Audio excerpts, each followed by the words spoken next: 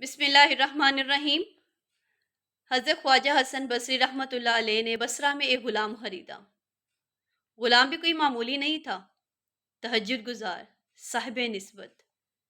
آپ نے غلام سے پوچھا، اے غلام تیرا نام کیا ہے؟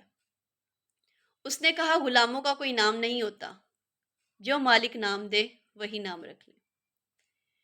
پھر آپ نے پوچھا، اے غلام تجھے کون سا لباس پسند ہے؟ اس غلام نے کہا کہ غلاموں کا کوئی لباس نہیں ہوتا، جو مالک چاہے پہنا دے۔ پھر آپ نے پوچھا، اے غلام تجھے کیسا کھانا پسند ہے؟ اس نے کہا، غلاموں کی کوئی پسند نہیں ہوتی، جو مالک کھلا دے غلام کھا لیتا ہے۔ حسن بصری رحمۃ اللہ نے جب یہ سنا، ایک چیخ ماری اور بے ہوش ہو گئے۔ جب ہوش میں آئے تو کہا، اے غلام جا، میں نے تجھے آزاد کیا۔ میں نے تجھے پیسوں سے خریدا تھا، لیکن اب میں تجھے مفت میں آزاد کر رہا ہوں۔ اس غلام نے پوچھا کہ ایسا کیا ہو گیا کہ آپ مجھے ایک دم سے آزاد کر دیا آپ نے مجھے؟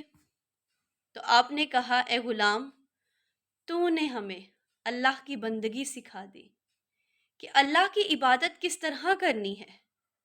جب آپ اللہ کے بندے ہیں پھر اس چیز سے فرق نہیں پڑتا کہ آپ کیسا لباس پہن رہے ہیں، آپ کیسا کھانا کھا رہے ہیں، آپ کو عالی شان محل بنگلوں میں آپ رہ رہے ہیں یا نہیں رہ رہے، پھر آپ ہر حال میں اللہ تعالیٰ کا شکر ادا کرتے ہیں۔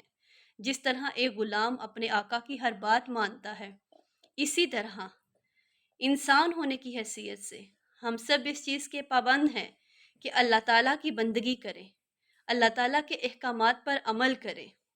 جزاک اللہ۔